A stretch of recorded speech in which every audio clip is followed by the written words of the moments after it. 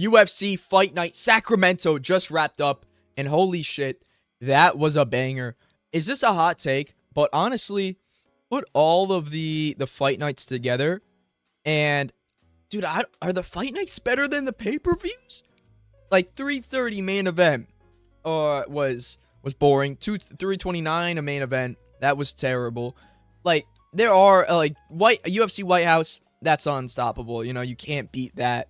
But honestly, these fight nights are going crazy. Even in the Apex, I mean, the Apex haven't had that many bad fights. There have been bangers. So let's shout out that. Let's just go right with the main fight. Anthony Hernandez, Gregory Rodrigues. You see the thumbnail.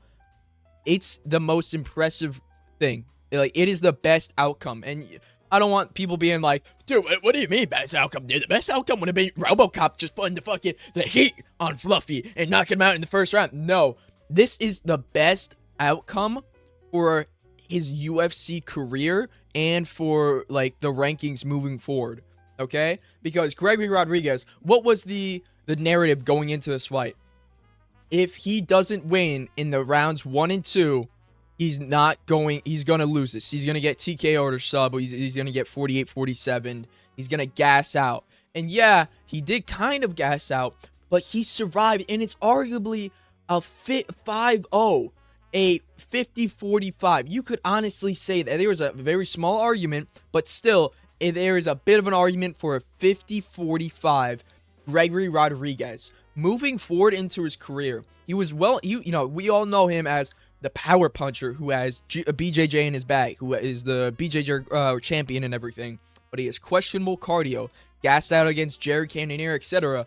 And the one motherfucker you cannot gas out against, Anthony Hernandez, he beats, basically pillar to post, defends 26 takedowns. He defended 26 fucking takedowns against Anthony Hernandez. Let's sum that up. 6 takedowns in round 4. He defended 5 takedowns in round 4. He defended every single takedown in round 5. That is so fucking impressive. I picked Fluffy to win. I picked him to win. I picked him to win by round 4 sub, I think, or round 4 TKO. One of those. Gregory Rodrigues, he just beat him pillar to post. He had a great game plan in going for the calf. The calf was the big... He got like 3 knockdowns, arguably maybe 4 knockdowns via calf kicks. That was great game plan, and that really fucked Anthony up. Because even though he was trying to switch, this motherfucker can't switch for shit, man.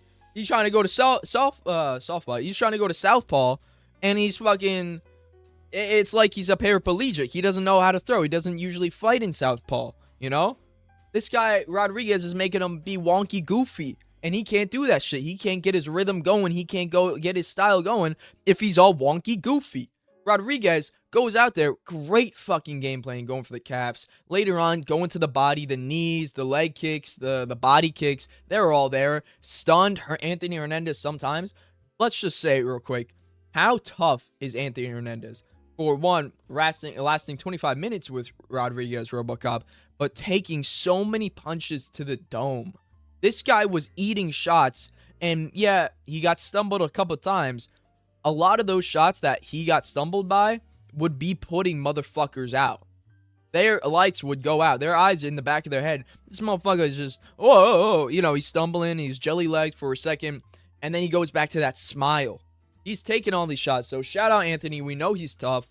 And his body, he's not that soft, dude, because RoboCop was landing really, really good shots to the body. Knees, body kicks. Excuse me, a little burp. Jesus. Another one. Sorry. Knees, body kicks, punches. And Anthony, he was eating those shits, man. I don't think he's really fluffy to the body anymore. He was training with a lot of guys who, go to the body a lot. And I was thinking of this in the fight, right? Because they were talking about how he went to train with Sean Strickland. And he was like, oh, dude, all these guys are just going ham on my body. That is the best thing to do. It is honestly way better to have a bad, be hurtable to the body than it is to be hurtable to the chin. You know why? Because you can train going to the body hard as fuck. You can have a guy just going, You can have a guy going fucking ham on your body. Pause. And that's not gonna, like, that is less dangerous than a guy going, going to your chin and causing you to have CTE, like traumatic brain trauma, etc. You can have that shit. You can't have that shit going to the chin. But so, like, that stuff, I think that is all cleared up. But man, RoboCop, so impressive. The Bruno Ferreira win, that was good, but, you know, Bruno was just going straight in, loading up that big shot, looking for that only. RoboCop took all of his shots. Pretty good shin, too. He was eating a lot of Anthony shots. And he defended... Oh, I gotta go back. He defended 26 takedowns. He defended 5 of them. He didn't get a single takedown in round 5. That is crazy. The last round where you think, damn, RoboCop is gonna get gassed. He's gonna be of a shell of himself. No. He was landing the shots. He was grappling. Took his back. Rodrigues took his back. Round 2 was the most competitive fight. However, no, was it round 3? I think it was round 3 because... Round 2 is like the worst round for Fluffy. He gets dropped multiple times by the calf kicks, gets stumbled a lot. Round 3 comes out like a bat out of hell. In between rounds, I was getting Leon Edwards in his corner. But you gotta put this shit out the fire. I was getting that flashback because Fluffy's corner was going, you gotta fucking box the fucking motherfucker. And I was getting fired up. Round 3, this guy comes out there, shoots a double leg right at the start. As soon as the gun shoots, the race starts. He goes out there and he takes this motherfucker down. Almost kind of was looking for the rear naked choke. RoboCop did a good job of defending. He didn't throw a lot of strikes, which is a bit surprising. I'm talking about what's it called? I'm talking about Fluffy. I was honestly a bit surprised about that. You know, a lot of ground and pound because usually we would kind of see him there. Wow, holy shit! Henry Cejudo just pinned Marab in 36 seconds. Man, shout out Henry Cejudo, man. Shout out Henry Cejudo. Fight of the night goes to Hernandez and Rodrigues. Damn, bro. I'm looking at the bonuses. Sorry. Yeah, good for them. It was a banger fight. This was a banger fight. Round 3 was crazy, but it's arguably a 50-45 for Gregory Rodrigues, and that's insane. This is the best outcome because now we can look at future matchups for RoboCop and be like, wow, this guy can take into deep waters. He can survive. He can swim in the deep waters. He has good cardio, better cardio than we thought. He could survive against these elite guys. Hernandez is elite. Rodrigues would beat Brendan Allen, honestly. Anthony Hernandez, who beat Brendan Allen, and yes, I know MMA math has really been wrong lately, but still, I would pick Rodrigues to beat Brendan Allen. And I don't think that's crazy. Rodrigues versus Pfeiffer, I think that might be the matchup to make. I don't know. Or you could do Rodrigues versus Kaio. I don't know. But Imavov is next for the title shot. Yeah, Sean versus Imavov. I'm not making a who should fight who, but like, I'm really, really impressed with Rodrigues. I do think this is the best outcome. The outcome where we're able to see how improved Rodrigues has become. Because if you look at this RoboCop and the one that fought Jared Cannonier, very, very, very stark contrast. And it's just, this RoboCop would beat Jared. And I love Jared. It's a very good aging win that Cannonier has over RoboCop. But I do think this RoboCop would destroy Jared Cannonier. But yeah, really impressive, really fun fight. Surprised it went 5 rounds.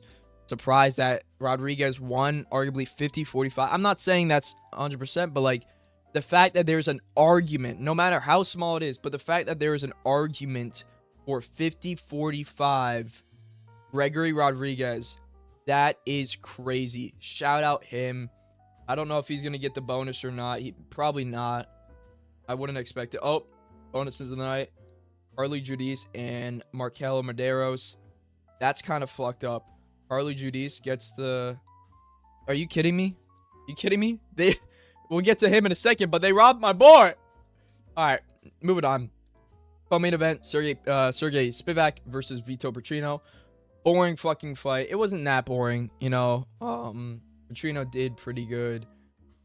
But there's just not a lot to say. He out-grappled Spivak barely. He got 4 takedowns, but until round 3, couldn't really control him. Some decent ground and pound. There's not a lot to say about this co-main event. Spivak,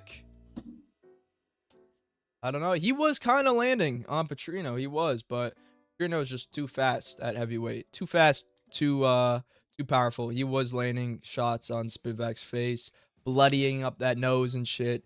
So good for Petrino. This is like an NPC fight, I'm not gonna lie. I don't really give a fuck. It was just lackluster. No, I wouldn't say lackluster, but it was just kind of embarrassing to watch, if that makes sense. I know Spivak is really good, but Petrino, this guy looks crazy at heavyweight. Anyways, feature fight of the night, RDR easily demolishes Roman Dolidze. Hey, who does that to Roman Dolidze? Terrible stoppage, by the way. I don't know what the fuck the ref was doing. It's the old fucker. I don't know what he was doing, just watching Roman Dolidze take like 106 strikes to 4 strikes. That's insane. You know, that's just crazy to me. I don't know what the ref was thinking, just letting it happen, just being like, hey man, you gotta move. Roman is like just curled up in a ball. He's pulling an Anthony Smith. Not that impressive. And it all started because Roman pulled guard. That's embarrassing. Get out of my face. You're garbage, kid. You're garbage. Next matchup for Roman Dolidze, Marvin Vettori versus Roman Dolidze, the trilogy. Everybody wants to see that shit. I guess this is a good win. This is a good win for RDR, but like, we can't be like, whoa, this guy is champ material in light heavyweight. What a this guy's gonna rule light heavyweight. We can't say that. They're both like just former middleweights moving up. It's a weird matchup to begin with, and just a weird outcome because it doesn't really do anything for RDR. I think he was always gonna beat Roman Dolidze at middleweight, at light heavyweight, whatever fucking weight. He was gonna beat him. It's just a random matchup, but good performance by RDR. Man, moving on to Markel Medeiros versus Mason Jones. This was a banger fight. Round 1, flash drops by Mason Jones, just putting on the pressure. In round 2, putting the pressure until those fucking elbows, man. It's there because Mason Jones he's got a hard hat for a head, and he just goes full face into the asshole, just looking for the big shots, just putting the pressure on, and the elbow counters are there. It's not like a punch because you can't, it's gonna be hard to punch him when Mason Jones is in your face trying to finger your ass with punches, but Medeiros was able to elbow because the elbow, is short. It's short elbows, easy counters against Mason Jones, wobbles him, makes him do the SpongeBob, and it's crazy to say that, and it's crazy to see that Mason Jones, as he's basically done. He's out of there, buddy. He's concussed. He's not in it. He's not in this realm. Instead of just not doing anything and just tanking the shots, he's out of it, but still swinging. I love Mason Jones. I do. I love him. But this is a really good win for Markel Medeiros. I was kind of right. I picked Mason Jones. I didn't do that bad. I think I got like 4 picks wrong. That's not bad. But I was kind of right, Medeiros, because I said he has pillow punches. Not pillow elbows, that's for sure. But if it wasn't for the elbows, man, Mason Jones was going to win. A really good win for Medeiros. His brother passed away last week. Sorry to hear about that. And yeah, just all respect to him. Mason Jones, I love him, though. He always goes out in shield. Crazy stoppage. He was jelly-liked. Moving on to Carly Judice versus Gisela Chavez. Easy. It was a body kick, body teep to the body. KO. Nothing really to say. Carly Judice was always going to beat her. She's a great prospect. I guess it is somewhat impressive because Chavez is pretty tough. Contender series fight. She got knocked down a lot, came back, won, or maybe she lost, but just made it close enough to get the contract too. I don't know. She's super tough. And Judice was able to put her away in like 80 seconds in round 1. So that's impressive. Good win for Carly Judice. They robbed my boy. Look what you've done. I don't care. It was mainly Kennedy's fault for doing a Wonder Boy, trying to be all spud. This guy looks fat as fuck, man. He kind of looks chunkier than Shamil in this picture. Look at him. He looks like he just ate a bag of Cheetos and just was like, hey, take my picture. What the hell? But yeah, I get it. It was Kennedy. It's part of it is like Kennedy just having his hands low. What are you doing, you fucking idiot? But hey, shout out Shamil the Blob. The title run starts now. The title run starts now. I believe it. He's got the power. This is a good win. Yeah, this is a good win. Even though Kennedy is not that good, low IQ, this is a good win. Shout out my boy Shamil. Moving on to, yes! Best believe my ass was smiling cheek to cheek watching Jackson. Oh, what the fuck? Sorry. Oh, what the fuck's going on with my screen? What is this? Hey! Hold on now. Hold up. Okay. Refresh. Hold on. There we go. Oh my god. I almost... Oh my god. Wait, I skipped through. Anthony went, submits Terrence Chapman. Nothing expecting. He's a garbage man. Terrence Chapman. Jamal Emmers. We'll get to this. Actually, no. Let me finish up with Shamil Gaziev. This is a good win for Shamil Gaziev. I believe the title run starts now. I think he could beat Tom Aspinall. Nah, I'm kidding. But, yeah. Good for Shamil.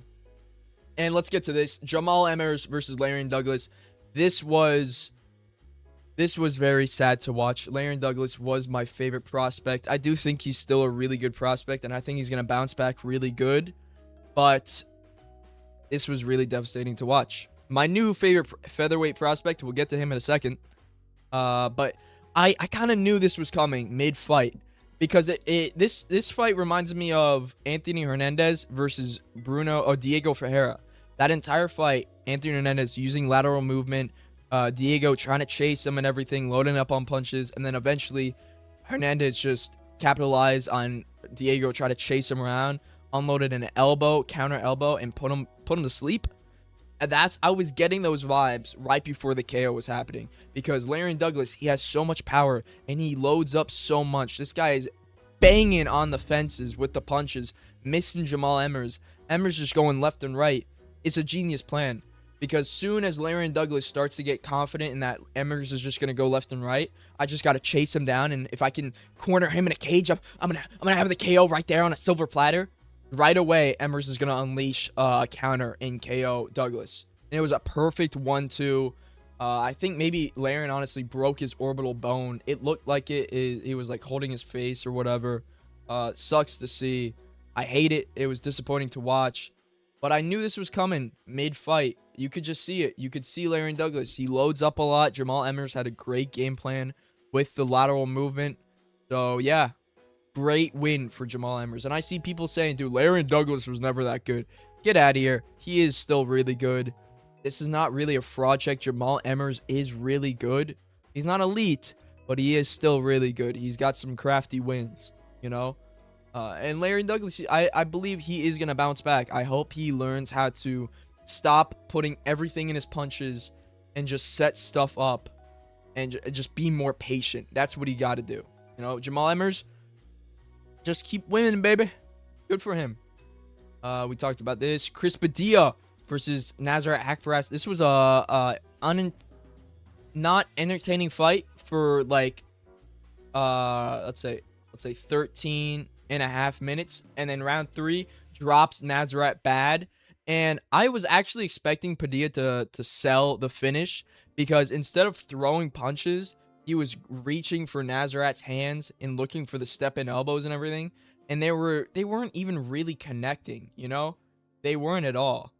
It was, I don't know what he was doing. I think he could have gotten a TKO, honestly, if he started throwing, because when he did actually start throwing hands, he was landing on Nasrat's chin and stumbling even more.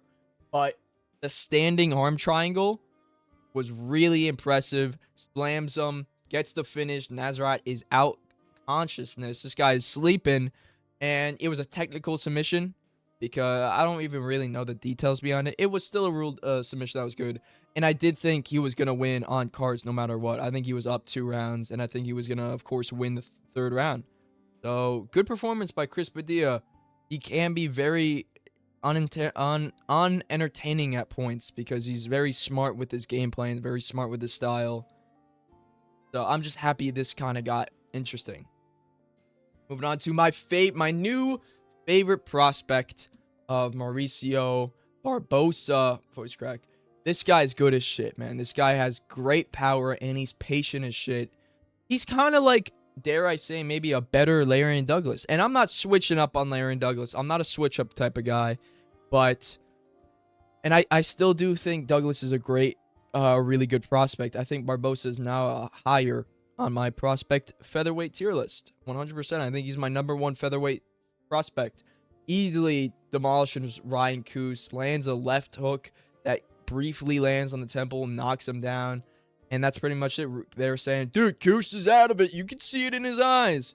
Yeah, I guess. But, yeah, really good performance by Barbosa. Not a great win because Ryan Coos is definitely not the best fighter. Plus 550 coming off the Contender Series. But he got it done quick. That's a good look. Moving on to Gage Young versus Stan Dorsaneville. Sorry, I fucked that name up. This was a great fight. And I'm not going to say it. I get it, man. Close fights don't have to be robberies. But I kind of feel like Gage Young won this. I kind of do. I don't know. I kind of feel like Gage won the 3rd round. First round, he goes out there. He's landing so much. Stan looks like he doesn't even belong in an MMA octagon. He's super slow. And then, you know, I think he gets dropped, right? Oh, I mean, he got stunned multiple times. Gage Young hit a nasty hip toss and everything, threw him down. Couldn't really control him. Couldn't really get any other takedowns. 3 out of 9. And then round 2, Stan goes out there and just puts the pressure on him. Lands a lot. The pressure was just so much for Gage Young in the 2nd round. Took a lot of damage. I don't think he got really wobbled at some points. But I thought Young wobbled Stan a little bit in the 3rd round. And I think that stole the round for him. I don't know. I could be really wrong. You know, later on when I'm doing tape watch for these guys, I'm going to watch this back and be like, oh, yeah, no, he did win this. This wasn't a robbery. But I kind of feel like it was.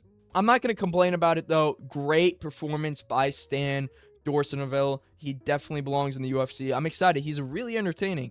You know, this was a great fight. If it wasn't for the main event, this would be fight of the night. But, yeah, great fight. This is what I was saying. I was smiling cheek to cheek watching Jackson McVeigh land a brutal knee on Wes Schultz. It was a bit worrisome. Wes Schultz had a guillotine attempt on McVeigh, but McVeigh managed to get out of it. And, dude, I was honestly, as much as I hate Wes Schultz, and I don't honestly really know why, I just don't like him. I just don't like him. I'll give him one thing. The commentators were saying all the stuff about McVeigh striking, landing on Schultz. Schultz was landing straight punches on McVeigh. He was doing not bad on the feet. And the commentators just didn't say anything. I don't know what they were doing. Like, I'll give Wes Schultz that. He was landing and looking not that bad on the feet. It was definitely a avalanche type of thing where, like, we knew it was going to happen. We knew that McVeigh was going to win because of how it was looking. But I'll give Wes Schultz some credit. You know, it's not the best win because, you know, Schultz isn't that good, especially on the feet, but it's a pretty good win for Jackson McVeigh. Never been to a scorecard and won. That's awesome. And then opening up the card, Chanel Dye versus Elise Reed. Just demolishes Elise Reed. Elise Reed's probably going to retire. That's a great bet of mine. She's probably going to retire. She was, you know, good for her for not quitting on the stool, but it was looking bad. It looked like her and her corner knew that she was going to lose this and probably get TKO'd in the 3rd round. But hey, Chanel Dyer, she said it in the post-fight conference. She was like, "Hey, all these guys talking about jiu-jitsu. What about I'm gonna try my best London accent, mate. What about striking? Let me show my Muay Thai, mate. Oh my days, let me show my Muay Thai. Enough about the BJJ. I don't want to hear it. That was terrible. I'm sorry, but that's good. You know, we like to see WMMA good strikers, and she's a good striker. Not a lot of power, but good strike. And she loves that head kick, man. She went for that like 50 times in this fight. Good for her. Good performance by Chanel Dyer. And that was it. Overall, really entertaining fight. 2 insane scraps. A lot of good finishes. Shamil the Blob got back into the winning streak. Give a round of applause for him. Let me know what you guys thought about the card. Let me know what you guys thought about RoboCop. See you guys later. Peace.